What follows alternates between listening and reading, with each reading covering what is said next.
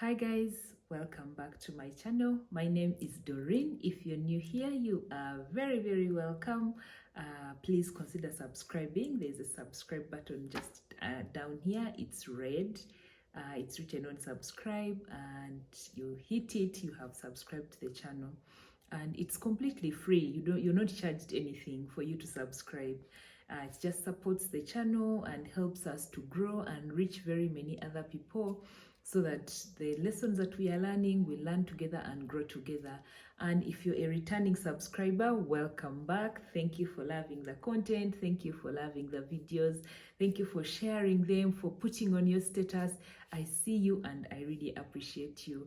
And in this video, this month of November, if you have realized, I'm mostly doing relationship content. I did a video about narcissistic behaviors. I recently did a fun video about blind date, how I went on a blind date and all. If you missed those videos, you can go and check them out. For a laugh, for the blind date, and then also to learn a thing or two from the narcissistic behaviors videos that I shared. Yeah, so in today's video, we are going to continue in the same spirit. I'm going to share with you lessons that I learned in my first year of marriage, and they haven't changed much in my second year, because I'm soon celebrating my two-year anniversary, second year anniversary. How do they say it? Yeah, my 2-year anniversary in December, and it's November. Yeah, so lesson number 1 is that marriage is not carnal. What do I mean by this? So when we're going through premarital counseling, my mama and my papa, my spiritual parents, they're the ones who shared with me this point that marriage is not carnal. You have to pray about everything. You have to pray about anything. That you have to dedicate to God each and everything that pertains your life, that pertains your marriage, that pertains anything and everything. I saw this advice come to life in my marriage. Like, there's some things that would be going on, and when I would pray about them, some of them would disappear. Others would dissolve themselves. Others, I would, marriage was so much easier in my first year because of that one advice that they told me. Marriage is not carnal. You have to pray, you have to trust God, you have to put everything in God's hands. And that's what I've been doing even in this second year. As I finish this second year, that principle, I've always taken it to heart and I've always practiced it. I am always praying about anything and everything. There are so many things that the Holy Spirit reveals to me in my marriage, that if I wasn't praying or trusting God to see me through those things, it would have been hard, really hard. It would have been for fighting. And to be honest, in my first year of marriage, we did not have so many fights and all. We had differences, we had misunderstandings, but there were no big fights. I remember the first year ending, and we were like, is that it? Is that it? Is that it? We thought it was really going to be bad. But I thank God that when we call to Him and we trust Him, especially in the Institute of Marriage, which is God's design and God's idea, He comes through and He sees us through whatever we are going through. Another lesson is, do not get stuck to the expectations you had prior to marriage. I'll give an example. If you had an expectation of picking and pairing your husband's clothes, I'm speaking to the ladies, and you reach there and your husband likes to pick and pair his own clothes, just go with the flow, because you cannot do anything about that. If you had an expectation of serving 10 dishes every cooking, and then you get married to someone who doesn't mind all those things, he just wants a simple life, go with the flow. And to be honest, those things, personally, those expectations that I had that were not met, they actually lifted a burden off me. I was like, okay, now that is gone. I don't have to do that. I don't have to do that. As ladies, when you're going into marriage, they tell you so many things that you have to do for your husband. So when you reach there and you find the person is independent, they like to do things their own way, that lifts so much off of your head, to be honest, so that you can focus on other things. So that lesson, I learned it that I should not get stuck into the expectations I had prior to marriage. Create traditions and all, but don't get stuck. Another lesson that I have learned and I'm continuing to learn, this is a work in progress for me, is not to sweat the small things. So there are some times when simple small things can take up your head and your space and your mind, and you'd find like you're sweating small things, like really really small trivial things. Yeah, so I have to constantly remind myself that, Doreen, sincerely, that is really really not big of a deal. I have learned, it's a work in progress. I have learned not to sweat small things. I pray about them and dedicate them to God and wait and see how things will go about. And things like always clear themselves, like they always work out. So I'm grateful to God for that. Another lesson is that marriages are different. So before you get married, you've been looking at your friends' marriages, you've been learning from them. On your bridal shower, different married people came and gave you advice. So marriages are structured differently. Like, if you bring this structure of this marriage and impose it in your marriage and it doesn't work, just let that structure go. Find your own rhythm. Sit down with your person and find your own rhythm. As a married couple, try to find things that work for you. So the structure of this other marriage may not work for you, so try to find a structure or a rhythm that will work for your marriage. Because this marriage, people may not be working, both of you are working. People may be having children, you do not have children. So like at any particular season or any particular point in your marriage, find the rhythm and go with that. Marriages are different, structured differently with different goals and values, so find your own rhythm. Another lesson is, do not collect all the good things from your friends' marriages and come and impose those expectations on your spouse. So if you've observed in your friend's marriage that the husband does this or the wife does this, and then you come and expect your spouse to do the same thing, sis, brother, that may not work for you. So if you see something good, I'm not saying that you don't copy or you don't pick it and go and share it with your spouse and see if you can adopt it in your marriage. I'm not saying that. But sometimes as girls, we collect all the good things about other people's spouses, and we want our spouse to be those good things, like all of them at once.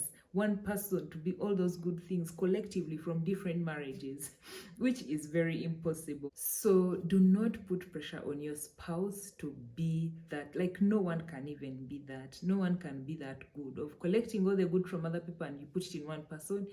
I don't think it can happen. Yeah, so share in love. You tell them, hey, I observed this and this. Can we adopt it in our family? If you can do it, you do it. If you can't, well and good, you let it go and move on with life. Another point is that you should accept and appreciate the help that your spouse is giving you. Yeah, so not very many spouses, not very many husbands, not very many wives, and especially husbands are able to do some of the things that our husbands do. And when they do, sometimes we take them for granted and all. So a simple thank you, a simple message to say that you appreciate all they do for you, the help they give, the love they're showing you and all that. Guys, not everyone does these things. Yeah, so if your spouse does them, be sure to appreciate them and accept. Don't refuse them to help you. Like, in whichever way they are doing it, just let them help you and appreciate them. And that will, I feel like that encourages them to do more. Then you're less frustrated, you're less tired, you're happy, you're a happy couple. Another lesson that I have learned over time is that as a family, you have to create your own cultures, because the world is going crazy with the internet, the digital era that we are in. We are picking things from here, from there, and you realize that if you are not centered, if you don't have values that you stand for as a family, if you are not centered as a family, you'll be shaky. Like you'll just be shaky, taken by the wind. Wherever it goes, it goes. It's important to create your own cultures as a family and stick to them. I have heard people saying things like, ask them humzas, we don't lie. Ask them humzas, we share. Ask them humzas, yeah. So as a family, like, I think it's very important to create a culture for your family, create your values, create your goal, your mission as a family. What are you standing for? So that you can be known for that. Yeah, so this is a work in progress for my family as well, but I feel like it's a very important thing to do. There are structures and values that we know, they're unspoken, but they are there. But I think by the end of this year, let me not give myself an ultimatum. I'm going to write them down. We're going to sit down with my husband. We write them down. We even hang them on our wall so that whoever comes into our home can know our values, can know our culture, can know what the family is all about. I feel like that's a very important thing in marriage, to guide you as a couple, but also to guide whoever comes into your home. Another lesson is not a lesson as such, but not all first years are hard. Like I shared before, our first year was not hard, you guys. It was not hard. Like, I know even this second year has not been hard that much. It has not been hard. I thank God who blessed us with a baby. He has provided for us. We've been able to raise the baby. We have not had so many conflicts in our family or misunderstandings in the family. Like, even this second year has really not been hard.